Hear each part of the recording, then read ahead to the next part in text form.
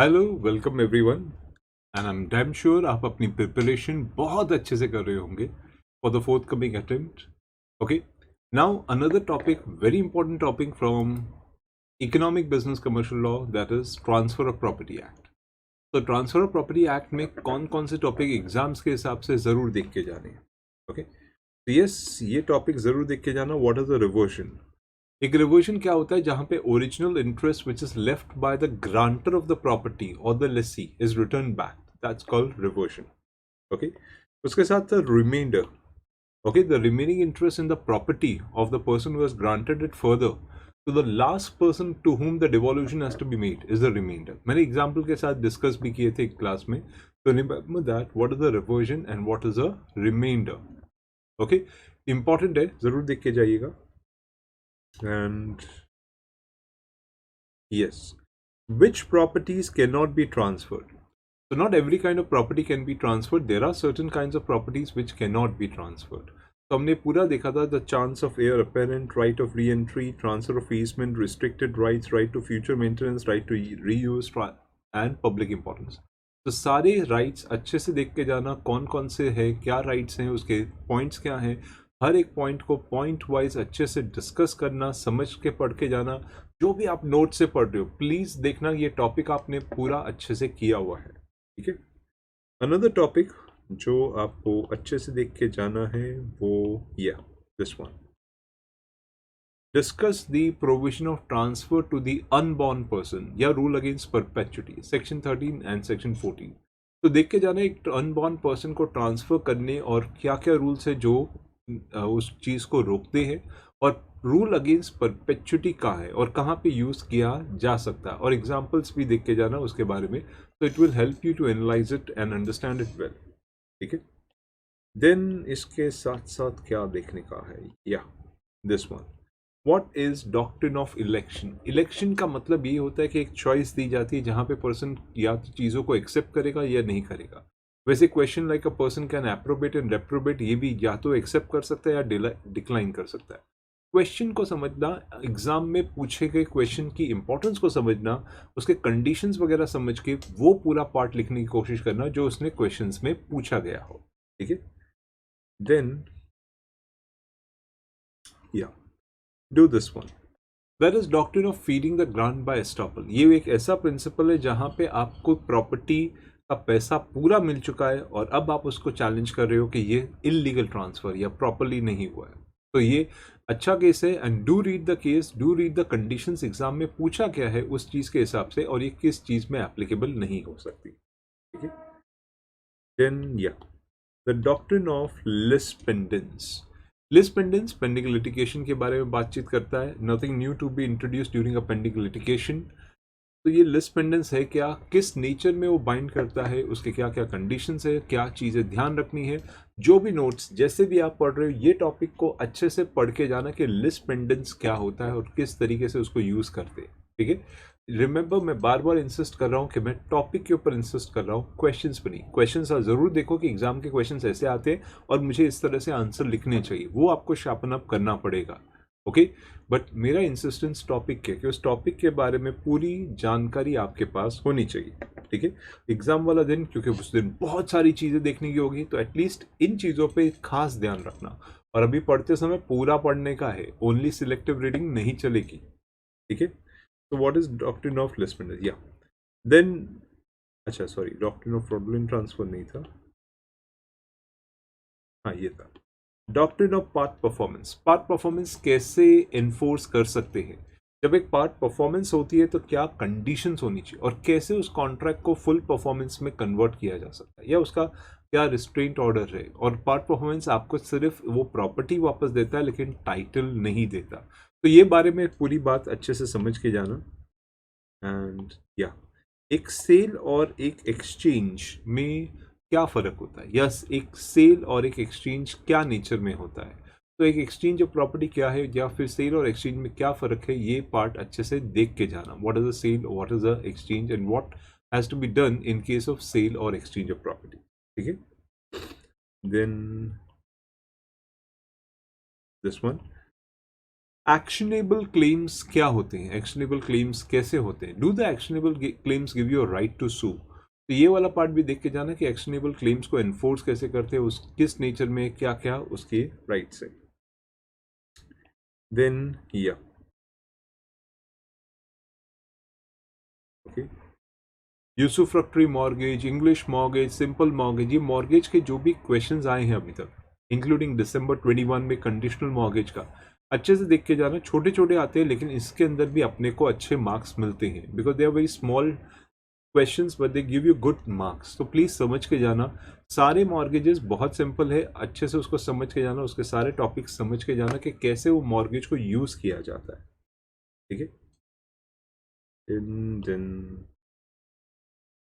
या this one, what are the characteristics of a charge.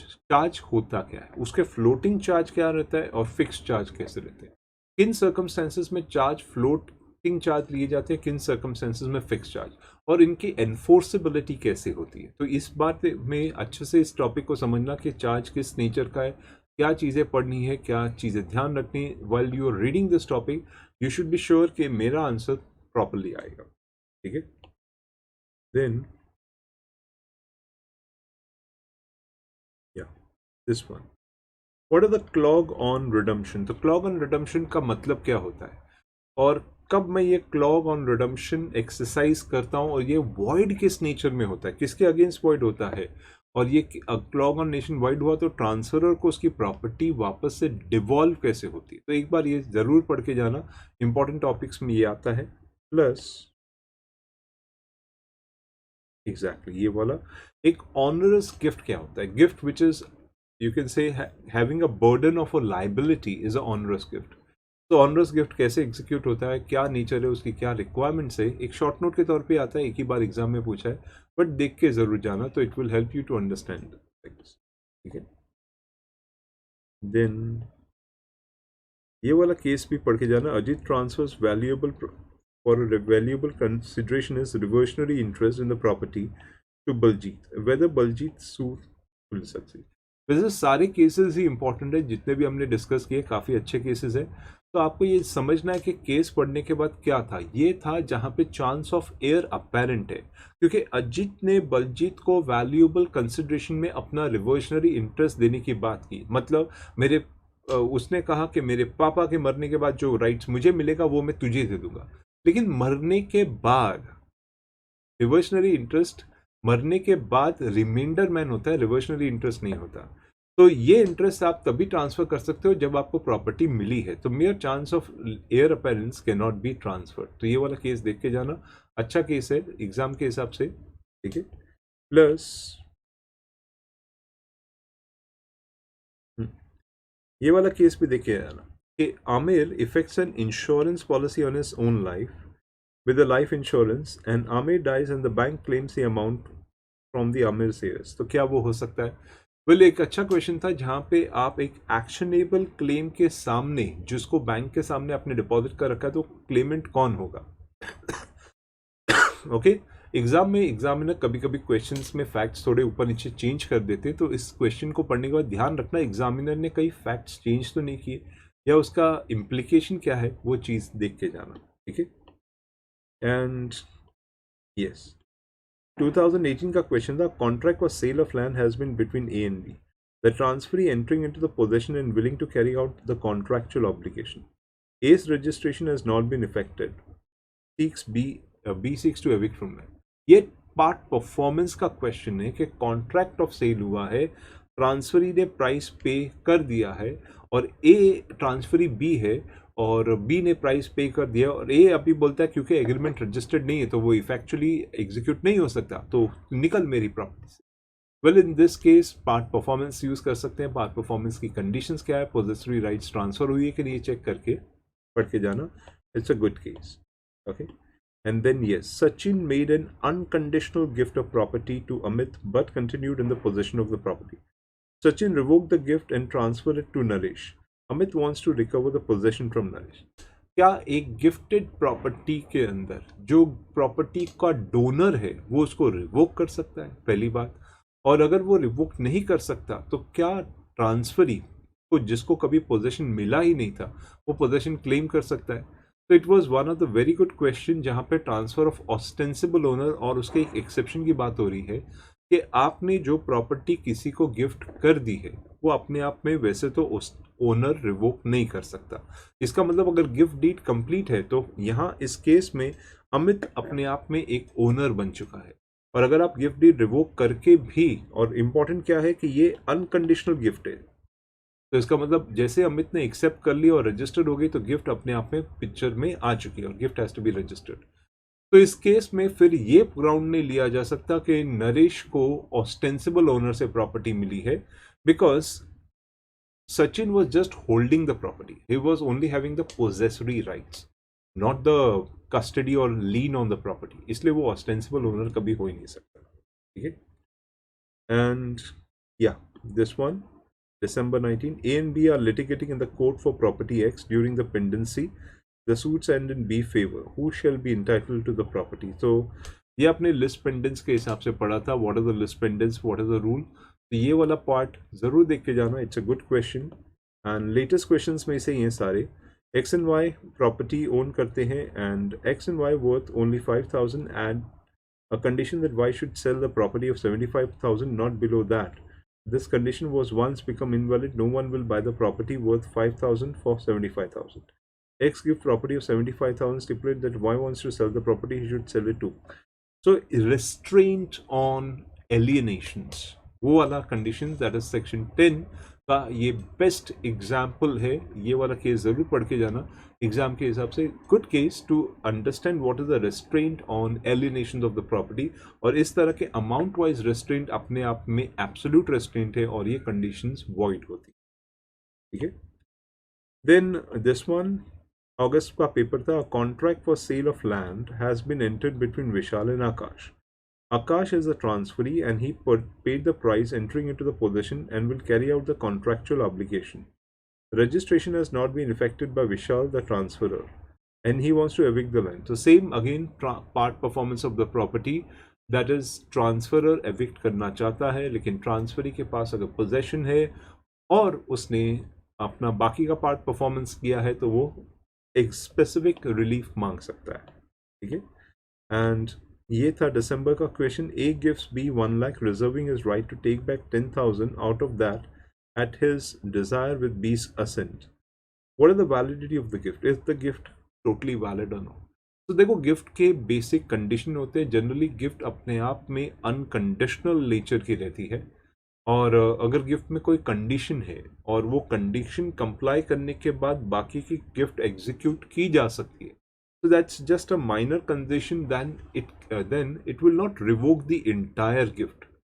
So gift can be valid to the extent it is unconditional. तो 1 लाख के सामने 10,000 काट दो तो 90,000 तक के लिए गिफ्ट वैलिड रहती है. ठीक है, and yes this was a June 22 का केस. तो मैं आपको ये हिंट दे रहा हूँ कि एग्जाम में इस टॉपिक से काफ़ी बार केसेस आए हैं. लेटेस्ट केसेस पढ़ने पे आपको मालूम पड़ता है कि सर ये सारे केसेस तो हमारे लॉ जो हमने पढ़े थे उसी पे थे. और ये टॉपिक डिस्कस करते समय जब मैं डिस्कस कर रहा था तो काफ़ी सारे केसेस मैंने आपके साथ डिस्कस भी किए थे. तो Tommy has 2 properties M and N and he sells N to John and puts the condition not to construct more than 1 story. Okay, the property which he retains shall have good light and air. Is the condition valid? तो अगर adjoining property उसकी खुद की owner की तो conditions restraint on enjoyable property है वो अपने आप में वैलिड रह सकती है. याद आया वो 2 बिल्डिंग सामने सामने और वैसे 2 घर. तो that's what I have given you sufficient example. तो यहाँ पे जितने भी टॉपिक मैंने आपको बताए हैं प्लीज़ वो टॉपिक्स अच्छे से करके जाना. नो डाउट पूरा पढ़ना पड़ेगा, अभी तो पढ़ाई पूरी करनी पड़ेगी, पर जिस दिन एग्जाम वाला दिन होगा बहुत सारी पढ़ाई होगी तो उसमें से इन टॉपिक्स पे थोड़ा ज़्यादा ध्यान देना और हो सके तो अच्छे से करके जाना और बाकी के टॉपिक्स पे एक बार अच्छे से ग्लांस करके जाना ताकि एग्जाम वाले दिन आप उसको टैकल कर सको. ठीक है, बिकॉज पढ़ाई बहुत है, आई डू अंडरस्टैंड. इसलिए मैं आपको ये वीडियोस में बता रहा हूँ कि कौन से टॉपिक्स को पढ़ते समय आपको ध्यान रखना. ठीक है, ऑल द बेस्ट.